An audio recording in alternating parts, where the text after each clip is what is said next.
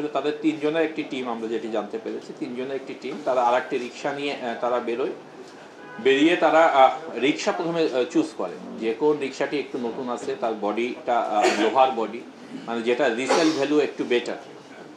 তারপরে রিক্সা চালককে মানে নিয়ে আপ ডাউন ট্রিপের ব্যবস্থা করে, যে আমি যাবো আসবো, এবং পথে মাঝখানে কোনো চায়ের দোকানে বলে যে মামা একটু চা খেয়ে নেই।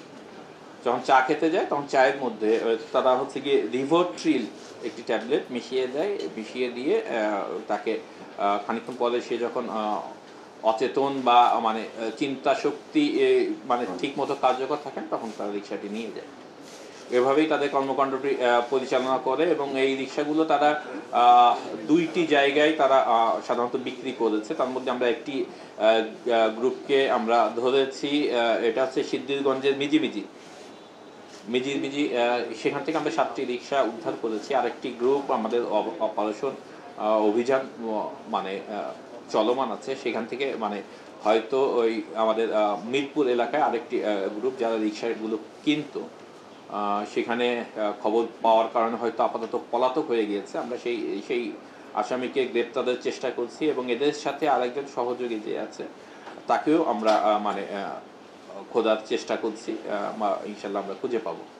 তো আমরা মানে যে কারণে আজকে আমাদের ব্রিফিং, সেটি হচ্ছে গিয়ে আমরা মনে করি যে এই আমাদের মাধ্যমে, যদিও আমাদের সমস্ত রিক্সা চালকদের কাছে হয়তো সোশ্যাল মিডিয়া ওইভাবে পৌঁছায় কিনা আমার জানা নেই, তারপরেও এই মেসেজটি দেওয়া দরকার।